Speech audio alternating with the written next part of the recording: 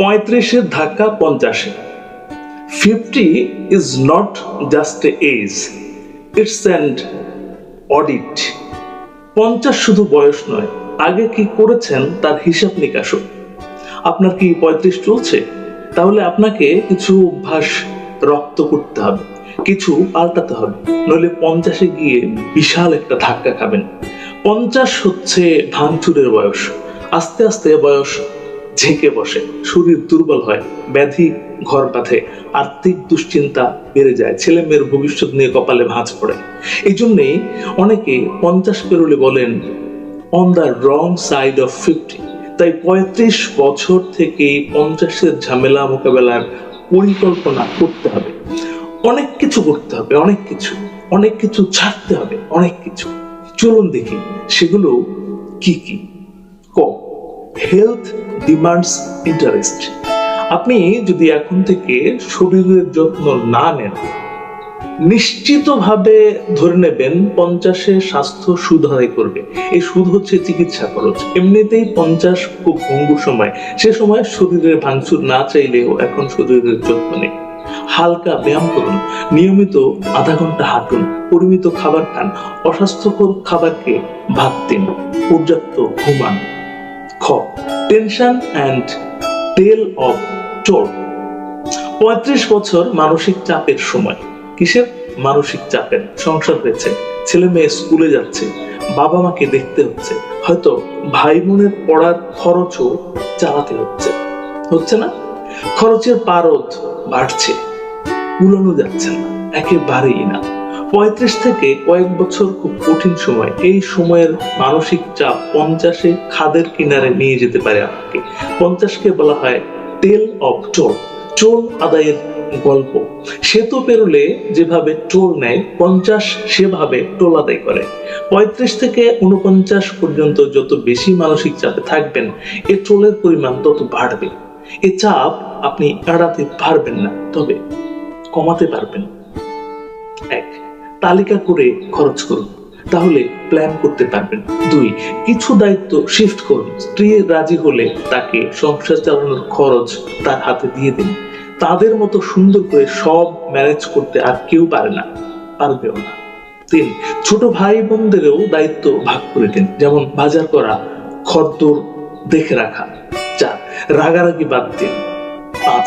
যে সিদ্ধান্ত আপনার দেওয়ার দরকার নেই তা নিয়ে মাথা ঘামাবেন না একেবারেই। মানি ম্যাটার্স। 50 মানে আস্তে আস্তে কর্মজীবন শেষ করার দিকে যাবেন। কর্মক্ষমতাও কমবে, কিন্তু খরচ বাড়বে। ছেলে মেয়ে বিশ্ববিদ্যালয়ে যাবে, মেয়ের বিয়ে দিতে হবে, চিকিৎসা খরচ বাড়বে। এ সময় জমা টাকা খুব দরকার হবে। তাই 1. 35 থেকে ক্ষুদ্র ক্ষুদ্র সঞ্চয় করুন। 2. মিতব্যয়ী হন, অপরিণামদর্শী খরচ করবেন না। 3. নিরাপদ জায়গায় সঞ্চয় করুন, টাউট বাটপার, ভুয়া কোম্পানি কিংবা আর্থিক প্রতিষ্ঠানের ফাঁদে পড়বেন না। 4. লোভ করবেন না, তাতে আম ছালা দুটোই যাবে। 5. নিজে ভালোভাবে না বুঝলে শেয়ার বাজারে যাবেন না, ওটা অভিজ্ঞদের কাজ। 6. পারতপক্ষে সঞ্চয়ে হাত দেবেন না।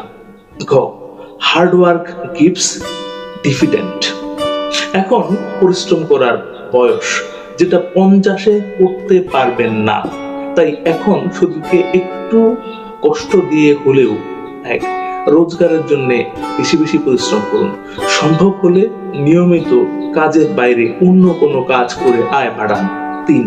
50-এ গিয়ে ঘরে বসে করতে পারবেন এমন কাজ শিখুন, যেমন programming, video editing, video script লেখা। যে কাজ আপনার ভালো লাগে তাতেই নিজের দক্ষতাকে বাড়িয়ে নিন।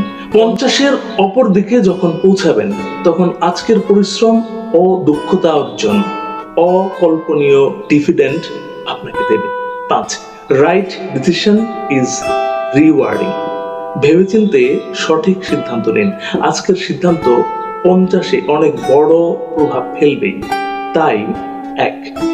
তাড়াহুড়া করে কোনো সিদ্ধান্ত নেবেন না, সময় নিন। 2. রাগের মাথায় সিদ্ধান্ত নেবেনই না। 3. আবেগ নয়, নির্মোহ সিদ্ধান্ত নিন, নির্মোহ সিদ্ধান্ত। 6. ফ্রেন্ডস নট ফো। শত্রু নয়, বন্ধু বেছে নিন। যারা আপনাকে ভুল দিকে ধাবিত করে, ভুল সিদ্ধান্ত নিতে উৎসাহ দেয়, যারা উচ্ছৃঙ্খল, তারা আসলে বন্ধু নয়, শত্রু। এদের দ্বারা চালিত হলে 50-এর টালমাটাল সময়ে দেখবেন পায়ের নিচে মাটি নেই, তখন কিন্তু রিসেট বাটন কাজ করবে না। You need system. আপনার এখন দরকার সিস্টেম গড়ে তোলা। শরীর, আর্থিক ক্ষমতা, সম্পর্ক, এই তিনটিকে একটি সিস্টেমে ফেলে দিন। সে সিস্টেমের বাইরে যাবেন না, কাউকে এর ভেতরে ঢুকতেও দেবেন না। তাহলে দেখবেন 50-এর পর আপনার মনে হবে না যে আপনি রং সাইডে আছেন। মনে রাখবেন, চাইলে 50-এর পরও তারুণ্যের আনন্দে থাকা যায়, শুধু দরকার প্রস্তুতি। ক্লাব 50-তে আপনাকে অগ্রিম স্বাগত জানাই।